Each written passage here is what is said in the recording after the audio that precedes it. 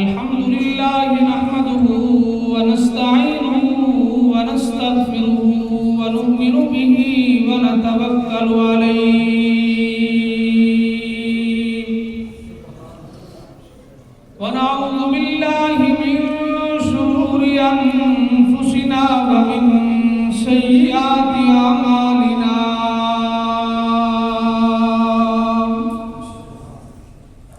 من يهده الله فلا مضل له ومن يضلله فلا هادي له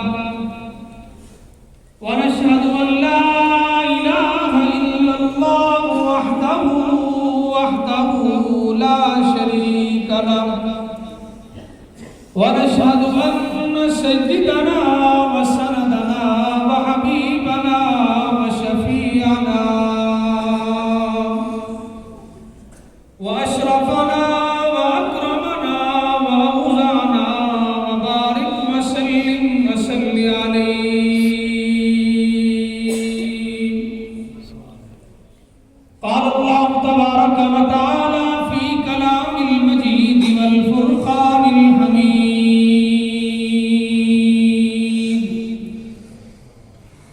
ألف لام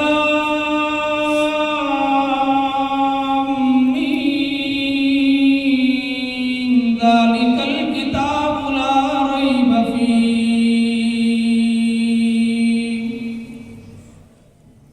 وقال النبي صلى الله عليه وسلم لو جعل القرآن في إهاب ثم ألقي في النار لما احترق أو كما قال عليه الصلاة والسلام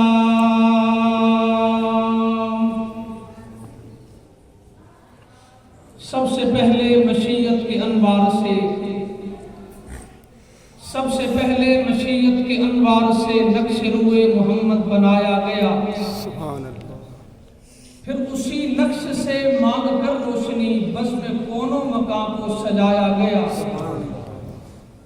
وہ محمد بھی احمد بھی حامد بھی محمود بھی حسن مطلق کا شاہد بھی مشہود بھی جو بھی عالم جہاں میں بنایا گیا اس کو رحمت سے اس کی سجایا گیا میرے انتہائی قابل قدر دوستوں بھائیوں میرے بزرگوں اہل حق کا یہ عظیم الشان مرکز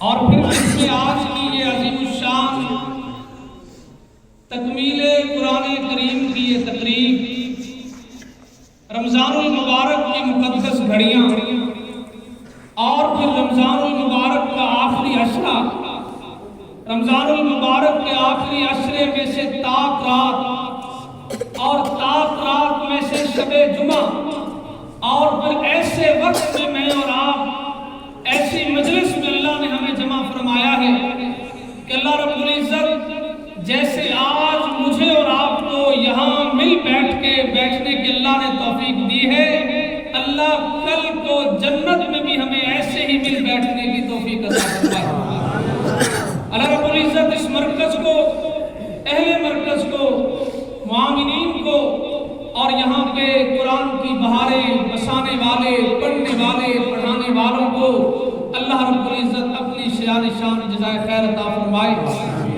بڑی ہی مبارکباد کے مستحق ہیں وہ لوگ جنہوں نے یہاں بچے کا قرآن کریم سنا اور پھر آج کی اس مجلس میں شریک ہیں حضرت قاری انیف جلندری صاحب دامت برکاتہ العالیہ ہمارے استاد ہیں انہوں نے ایک بڑا خوبصورت نقطہ ارشاد فرمایا ایک مرتبہ فرمانے لگے کہ فقہ کا ایک مسئلہ ہے اگر آدمی نماز کی آخری رکعت میں شریک ہو جائے نماز باجماعت ہو رہی ہے وہ پہلی رکعت میں نہیں آیا دوسری میں تیسری میں نہیں آیا چوتھی رکعت میں اگر نماز میں آ کے شریک ہو جائے تو اس سے جو ثواب ملتا ہے وہ باجماعت نماز پڑھنے کا ملتا ہے فرمایا اسی طرح اگر کوئی آدمی قرآن کریم کی آخری مجلس میں آ کے شریک ہو جائے اس فقہ کے ضابطے کے تحت اللہ رب العزت اس آدمی کو بھی ثواب پورا قرآن کریم سننے کا عطا فرمائے قرآن کریم کی میں نے ایک آیت اور ایک حدیث مبارکہ آپ کے سامنے تلاوت کی ہے انتہائی مختصر وقت میں 15 سے 20 منٹ انہی دو باتوں پہ اپنی بات کا اختتام کروں گا۔ میں نے قرآن کریم کی جو آیت تلاوت کی ہے، یہ ظاہری طور پہ تو قرآن کی دوسری صورت ہے، لیکن حقیقت میں یہ قرآن کریم کی پہلی آیت ہے۔ الف لام میم، آگے آپ پڑھیں، ذالک الکتاب لا ریب فیہ، ذالک کتاب لا ریب فیہ۔ یہ ایک ایسی آیت ہے، اس آیت کے اندر ایک چھوٹا سا بچہ ایک مدرسے میں داخلہ لیتا ہے، اسے پتہ نہیں ہے کہ قرآن کریم کا معنی کیا ہے، اس کے علم میں نہیں ہے اس کا مفہوم کیا ہے، اس بچے کی زبان اس کو ادا نہیں کر سکتی۔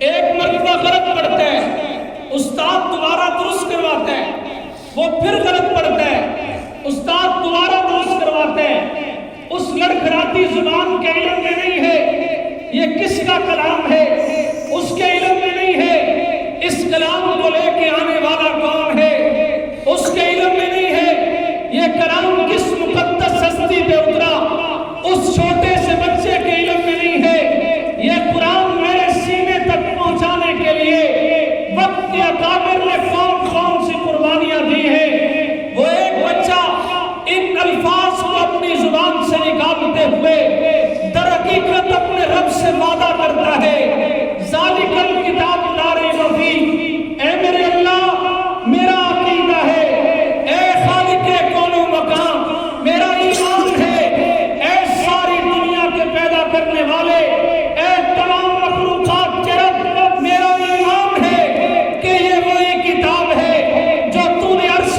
معلیٰ سے آسمان دنیا پہ نازل کی، آسمان دنیا سے حضرت جبریل امین کے ذریعے پیغمبر کے سینہ اطہر پہ نازل کی، اور پھر میرے نبی علیہ السلام کے صدقے آپ نے صحابہ کرام کے سینوں میں پیوست فرما دی، اور صحابہ کرام سے لے کے آج کے دن تک استاد در استاد، سینہ در سینہ، مدرسہ در مدرسہ، مسجد در مسجد، مصلی در مصلی، رمضان در رمضان پہنچتے پہنچاتے، اور انہی مدرسوں اور چٹائیوں سے گزرتے ہوئے آج 14 صدیاں گزر گئی، حالات بدل گئے، اطوار بدل گئے، زمانے بدل گئے، حکمران بدل گئے، دنیا کے نقشے بدل گئے، دنیا کے حالات کا رخ بدل گیا، لیکن آج بھی اگر ایک درسگاہ میں پڑھنے والا چھوٹا سا بچہ قرآن کریم کی اس آیت کو ذالک الکتاب لا ریب فیہ پڑھ کے اعلان کرتا ہے، دنیا کے لوگوں زمانہ بدل سکتا ہے، دنیا بدل سکتی ہے، زمانے کے حالات کروٹ لے سکتے ہیں، لیکن قیامت کی صبح تک اگر کوئی چیز اپنی اصلی حالت میں انہی الفاظ کے ذریعے، انہی کلمات کے ذریعے، پیغمبر کے فرمان کے ذریعے، میرے رب کے کلام کے ذریعے آج نہیں، کل نہیں، قیامت تک کے لیے نہیں، بلکہ جنت کے اس دروازے تک محفوظ ہے، تو وہ رب کا کلام محفوظ ہے۔ سبحان اللہ۔ لوگ کہتے ہیں کہ یہ قرآن کس کام آئے گا؟ میں نے کہا کہ یہ قرآن دنیا میں اگر بیمار ہو جاؤ شفا ہے، اگر نابینے ہو بینا کر دے گا، غریب ہو امیر کر دے گا، عام ہو خاص کر دے گا، چھوٹے ہو بڑا کر دے گا، ریڑھی والے کا بچہ حفظ کرے گا، میرا رب زمانے کا امام بنا دے گا، اے غریب کا بیٹا حفظ کرے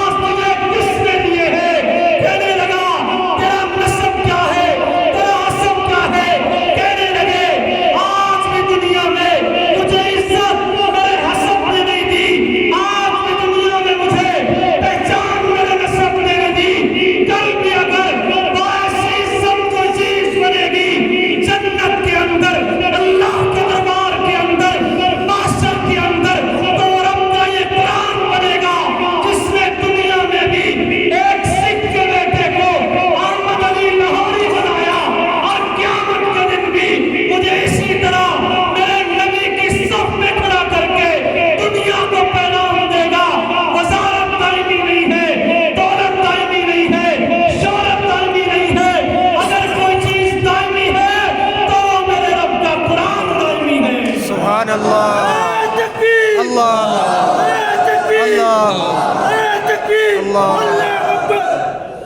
اس لیے اگر ایک چھوٹا سا بچہ ان الفاظ کو اپنے ذہن میں نوس کرتا ہے اور یہ اعلان کرتا ہے ذالک الکتاب لا ریب فیہ، جاگ رہے ہیں؟ توجہ ہے؟ بات سمجھ آ رہی ہے؟ ہلنا نہیں، سب بولے سمجھ آ رہی ہے بھائی؟ ذہن میں سوال آتا ہے، اللہ نے اپنے پیغمبر کو کتاب تو نہیں سمجھ رہے؟ اللہ نے اپنے نبی کو کتاب نام ہے ان اوراق کا جو دو گتوں میں درمیان میں بند ہو۔ کتاب کس چیز کا نام ہے؟ ان اوراق کا جو دو گتوں کے درمیان بند ہو۔ ایک بڑی گہری بات کرنے لگا ہوں، آپ اسلام آباد کا مجمع ہے، بات سمجھنے والے لوگ ہیں اور بہت عظیم الشان مرکز میں بیٹھے ہیں۔ کتاب کس کو کہتے ہیں؟ جو اوراق دو گتوں میں کے درمیان بند ہو۔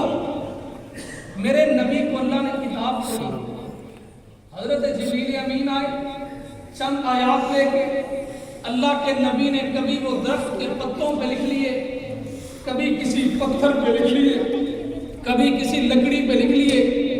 ذالک الکتاب تو نہیں کہنا چاہیے تھا، اللہ نے کتاب تو نہیں دی بلکہ اپنا کلام دیا ہے۔ اللہ رب العزت فرماتے ذالک الکلام لا ریب فیہ، یہ کلام لا ریب ہے، لیکن نہیں فرمایا ہاں میرے نبی نے بھی صحابہ کو کتاب نہیں دی تھی، آپ نے قرآن دیا تھا، پڑھنے کی چیز دی تھی۔ اللہ رب العزت گواہی دیتے نا کہ ذالک القرآن لا ریب فیہ، اس قرآن کو کتابی شکل تو صحابہ نے دی۔ فرمایا کہ میرے علم میں ہے کسی نے اعتراض کلام اللہ پہ نہیں کرنا، لوگ کہیں گے اللہ کا کلام ہے اس میں شک کی گنجائش نہیں ہے۔ کسی نے اعتراض قرآن پہ نہیں کرنا، لوگوں نے کہنا ہے کہ یہ کتاب 30 پاروں والی نہیں ہے، 40 والی ہے۔ اللہ نے فرمایا کہ میں گواہی اسی بات کی دیتا ہوں، یہ وہ کتاب لا ریب ہے جسے عثمان غنی نے مرتب کیا، یہ وہ کتاب لا ریب ہے جسے امیر معاویہ نے لکھا۔ فرمایا ایک چھوٹا سا بچہ جب یہ پڑھتا ہے ذالک الکتاب لا ریب فیہ، اس عقیدے کا اظہار کرتا ہے اے میرے اللہ میں ایمان رکھتا ہوں اس کلام پہ جو تو نے نازل کیا، میں ایمان رکھتا ہوں اس قرآن کریم پہ جو جبریل امین لے کے آئے، میں ایمان رکھتا ہوں اس قرآن کریم کی مقدس کتاب پہ جو تیرے نبی نے صحابہ کو دی، اور اے میرے اللہ میرا ایمان ہے یہ وہی کتاب ہے جو ابو بکر صدیق نے عمر فاروق کے حوالے کی، عمر فاروق نے سیدنا عثمان غنی کے حوالے کی، حضرت عثمان غنی نے حضرت علی المرتضیٰ کو دی، حضرت علی المرتضیٰ نے حسن حسین کو دی، حسن حسین نے امیر معاویہ کو دی۔ اس وقت سے لے کے آج کے دن تک جو چیز امت میں محفوظ ہے اسے میں اور آپ کتاب کہتے ہیں، اور یہ وہی کتاب ہے جو میرے نبی پہ اتری، آج تک محفوظ ہے اور قیامت تک محفوظ رہے گی سب کو انشاءاللہ۔ اسی پہ ایک بڑا خوبصورت واقعہ لکھا علماء نے، فرمایا خلیفہ ہارون رشید کے دربار میں ہر سال ایک اہل علم کی مجلس لگا کرتی تھی۔ آج کل تو ہمارے حکمران اگر آپ محسوس نہ فرمائیں سیاسی بات نہیں ہے، عقلی بات ہے، آج کل تو میرے اور آپ کے حکمران گانے گانے والوں کو بلاتے ہیں، کہتے ہیں ذرا گانا سنا دیں۔ ایک وقت تھا حکمرانوں کے دربار میں اللہ کا قرآن سنایا جاتا تھا۔ فرمایا خلیفہ ہارون رشید ہر سال ایسے لوگوں کو جمع کرتے جو مختلف مذاہب سے ہوتے، مختلف عقیدوں کے ہوتے، آپ وسیع ظرف کے ساتھ، وسیع ذہن کے ساتھ ہر ایک کو کہتے اپنے اپنے عقیدے پہ دلائل دو، اپنے اپنے مذہب کی حقانیت پہ بات کرو۔ کہنے لگے ایک مرتبہ خلیفہ ہارون رشید کے دربار میں ایک عیسائی عالم آیا اور اپنی عیسائیت میں دلیل دینے لگا۔ اس نے ثابت کیا کہ حضرت عیسیٰ خدا کے بیٹے ہیں۔ جب جانے لگا خلیفہ ہارون رشید نے بلایا، فرمایا اللہ نے تجھے زبان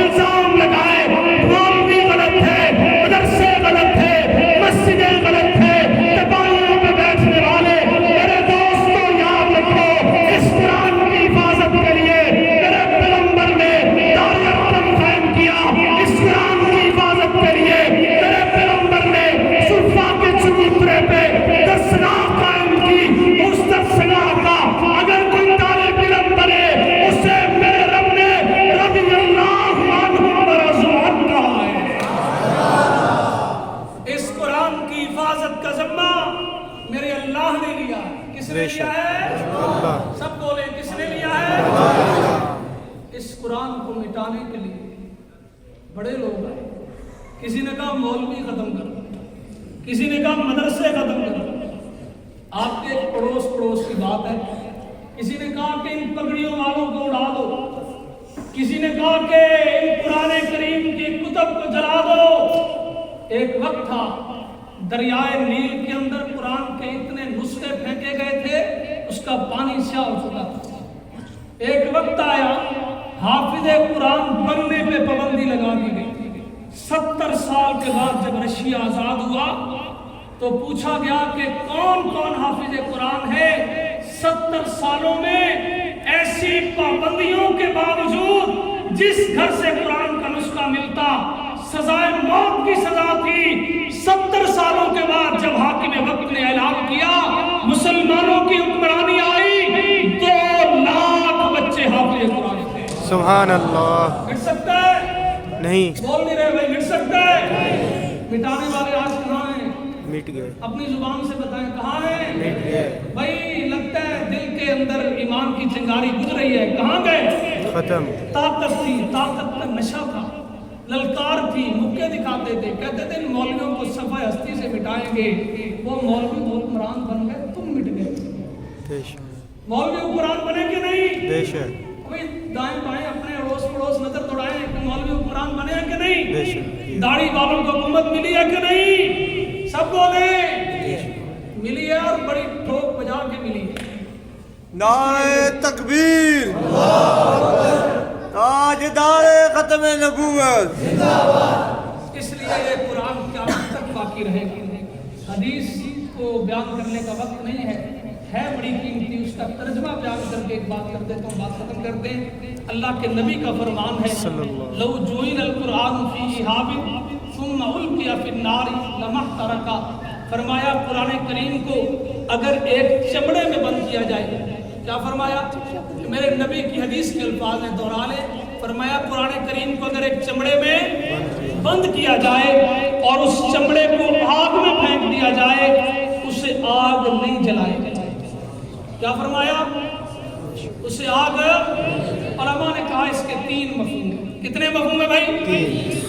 بڑی مقدس رات ہے، اپنی زبانوں کو تھوڑی حرکت دیں. انشاءاللہ یہ چلے گی، اللہ سے مانگے گی، گر گرائے گی، اللہ بہت کچھ دے گا انشاءاللہ. فرمایا 3 مفہوم ہے. پہلا مفہوم یہ ہے کہ یہ حکم آقا انعامدار کے دور کا، جب تک میرے نبی حیات تھے تب تک یہ تھا کہ قرآن کریم کو کسی چمڑے میں بند کیا جائے اور پھر اسے آگ میں پھینکا جائے تو اسے آگ نہیں جلائے گی. علماء فرماتے ہیں دوسرا مفہوم یہ ہے کہ قیامت تک کے لیے قرآن کریم کو جان بوجھ کے جلانے کی غرض سے اگر کوئی چمڑے میں بند کر کے آگ میں پھینکے گا آگ نہیں جلائے گا. لیکن علامہ بدر الدین عینی رحمہ اللہ تعالیٰ علیہ نے عجیب قصہ لکھا. فرمایا یہ حکم علماء نے اپنے علم کی بنیاد پر لکھا ہے کہ یہ اللہ کے نبی کے دور تک تھا. کسی نے اپنی فراست کی بنیاد پر لکھا. فرمایا اس کا اصل مفہوم یہ ہے کہ اس چمڑے سے مراد دنیا کا چمڑا نہیں، اس چمڑے سے مراد عام چمڑا نہیں ہے. فرمایا اس چمڑے سے مراد حافظ قرآن کا دل ہے، آگ سے مراد جہنم کی آگ ہے. فرمایا جس دل کے اندر رب کا کلام آ گیا اسے دنیا کی کوئی طاقت کبھی بھی نہیں جلا سکتی. سبحان اللہ. قاری طیب قاسمی صاحب فرماتے ہیں 2 طرح کی تعلیم رائج ہے. ایک کو دنیاوی تعلیم کہتے ہیں، ایک کو دینی تعلیم کہتے ہیں. ایک وقت تھا ایک ہی چھت کے نیچے انجینئر بھی بنتا تھا، ڈاکٹر بھی بنتا تھا، ملا بھی بنتا تھا. حالات بدلے، 2 تفریقات کر دی گئی.